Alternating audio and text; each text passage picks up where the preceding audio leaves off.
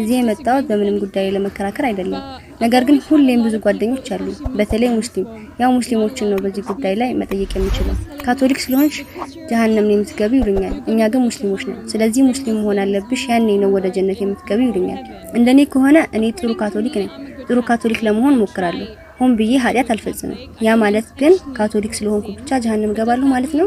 ሙስሊም ስለሆንኩ ነው ጀነት የምገባው ማለት ነው?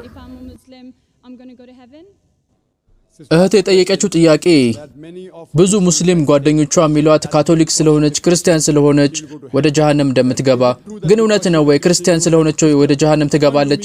እህቴ እንደኔ ከሆነ አንቺ እውነተኛ ክርስቲያን ከሆንሽ በትክክል የኢየሱስ አለይሂ ሰላምን ትምህርት የምትከተይ ከሆነ ኢንሻአላህ ወደ ጀና ትገቢያለሽ።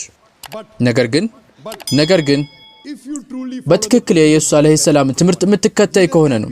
ኢየሱስ አለይሂ ሰላም እንዲህ ብሎናል፣ እውነትን ፈልጉ እውነት ነፃ ታወጣችኋለች ብሏል አይደለም? አሁን ምን እንደምትከተይ አላውቅም። በዚህ ሰዓት ቤተክርስቲያንሽን የምትከተየው ወይስ ኢየሱስ አለይሂ ሰላም የምትከተየው? ቤተክርስቲያንሽን እየተከተልሽ ከሆነ ጀሃነም የምትገቢበት እድል ሰፊ ነው። ኢየሱስ አለይሂ ሰላም ከሆነ የምትከተየው ኢንሻአላህ ባለ ፍቃድ ጀና ትገቢያለሽ። አሁን መጽሐፍ ቅዱስን ካነበብሽው የኢየሱስ አለይሂ ሰላም ንግግሮች አሉ። ምን ያክል መጽሐፍ ቅዱስ እንደምታውቂ አላውቅም። ነገር ግን ኢየሱስ አለይሂ ሰላም ያላቸው ንግግሮች በሙሉ በቀይ ጽሑፍ ነው የተጻፉት።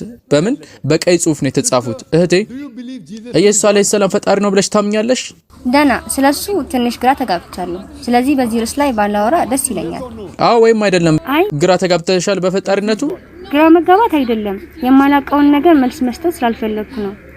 እህቴ ይኸውልሽ፣ ታውቂያለሽ ወይስ አታውቂም አላልኩም። በምን ታምኛለሽ? አይ አምናለሁኝ ፈጣሪ እንደሆነ። በቃ ችግር የለውም፣ ማረጋገጥ ሁሉ አይጠበቅብሽም። እሱን ነው ያልኩሽ። አንድ ነገር ልበልሽ እህቴ፣ ኢስላም ከክርስትና ውጪ ብቸኛው ሃይማኖት ነው በኢየሱስ አለይሂ ሰላም ማመን እንዳለብን የሚደነግግ። አንድ ሙስሊም ሊሆን አይችልም በኢየሱስ አለይሂ ሰላም ካላመነ። እኛ በዚህ እናምናለን። እሱ ከኃያሉ ፈጣሪያችን መልእክተኞች ውስጥ አንዱ ነው። እኛ እናምናለን እሱ በተአምራዊ መንገድ ካላባት እንደተወለደ እናምናለን። እሱ መሳያ ነበረ፣ ይሄን እናምናለን። እሱ ለሞቱት ህይወት ሰጥቷል በፈጣሪ ፍቃድ፣ ይሄን እናምናለን።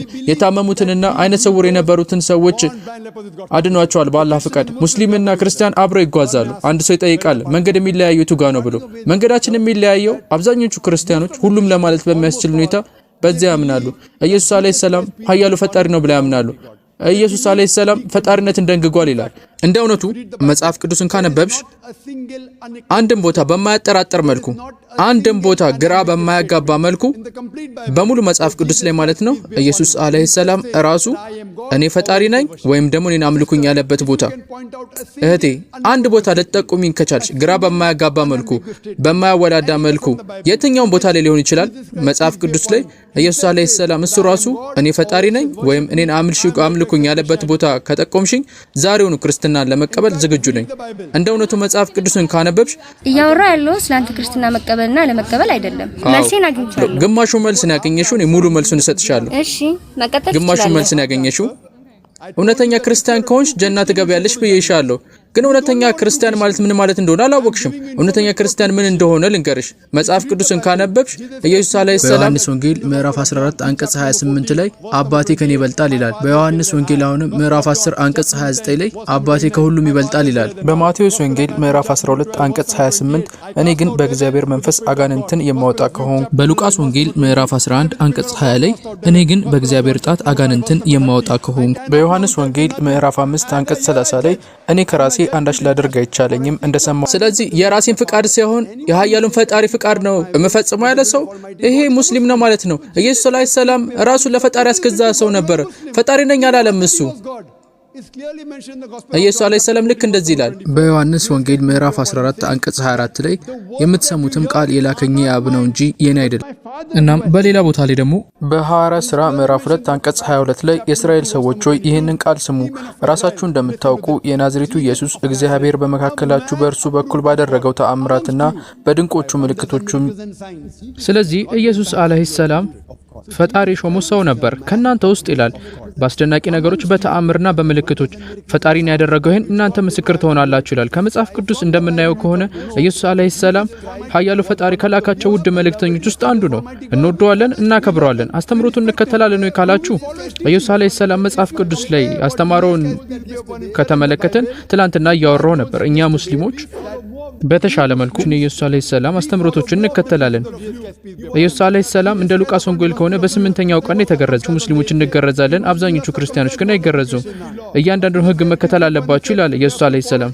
በማቴዎስ ወንጌል ምዕራፍ 5 አንቀጽ 17 ላይ እኔ ህግና ነቢያትን ለመሻር የመጣው አይምሰላችሁ ልፈጽም እንጂ ለመሻር አልመጣሁም። ቀደም ብሎ ንግግሬ ላይ እንደገለጽኩት ምዕራፍ 65 አንቀጽ ከ2 እስከ 5 እንዲሁም ኦሪት ዘሌዋውያን ምዕራፍ 11 አንቀጽ ከ7 እስከ 8 የአሳማ ስጋ አትመገቡ ይላል። እኛ ሙስሊሞች የአሳማ ስጋ እንበላም፣ ግን አብዛኞቹ ክርስቲያኖች ይበላሉ የአሳማ ስጋ። ወደ ኤፌሶን ሰዎች ምዕራፍ 5 አንቀጽ 18 መጽሐፈ ምሳሌ ምዕራፍ 20 አንቀጽ 1 ላይ መጠጥ አትጠጡ ይላል።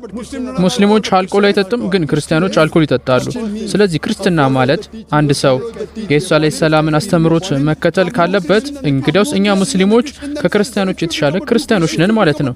ስለዚህ እውነተኛ ክርስቲያን መሆን ከፈለግሽ እና በትክክል የኢየሱስ አለይሂ ሰላምን አስተምሮት መከተል ከፈለግሽ ኢየሱስ አለይሂ ሰላም እንደዚህ ይላል። በዮሐንስ ወንጌል ምዕራፍ 16 አንቀጽ 7 ላይ እኔ ግን እውነት እነግራችኋለሁ እኔ እንዲሄድ ይሻላችኋል፣ እኔ ባልሄድ አጽናኙ ወደ እናንተ አይመጣምና እኔ ብሄድ ግን እርሱን እልክላችኋለሁ ይላል። በድጋሚ ደግሞ እንዲሁም በዮሐንስ ወንጌል ምዕራፍ 16 ከአንቀጽ 12 እስከ 14 ድረስ ኢየሱስ አለይሂ ሰላም እንደዚህ ይለናል። የምነግራችሁ ገና ብዙ ነገር አለኝ፣ ነገር ግን አሁን ልትሸከሙት አትችሉም። ግን እርሱ የእውነት መንፈስ በመጣ ጊዜ ወደ እውነት ሁሉ ይመራችኋል። የሚሰማውን ሁሉ ይናገራል እንጂ ከራሱ አይናገርምና የሚመጣውንም ይነግራችኋል። እርሱ ያከብረኛል፣ ለእኔ ካለኝ ወስዶ ይነግራችኋልና። እያንዳንዱን ቃል ከመጽሐፍ ቅዱስ ነው የጠቀስኩልሽ። ስለዚህ ኢየሱስ አለይሂ ሰላም እየተነበየ ነበር ስለ መጨረሻውና ስለ መቋጫው መልእክተኛ ስለ ነብያችን ሰለላሁ ዐለይሂ ወሰለም ማለት ነው። አንቺ እውነተኛ ክርስቲያን ከሆንሽ በትክክል በኢየሱስ አለይሂ ሰላም የምታምኚ ከሆነ በመጨረሻና በመቋጫው መልእክተኛ በነብያችን ሰለላሁ ዐለይሂ ወሰለም ማመን አለብሽ። ስለዚህ እውነተኛ ክርስቲያን ከሆንሽ በነብያችን ሰለላሁ ዐለይሂ ወሰለም ታምኛለሽ። ከዛ በአላህ ፍቃድ ወደ ጀነት ትገቢያለሽ። ጥያቄሽ እንደመለስ ተስፋ አደርጋለሁ።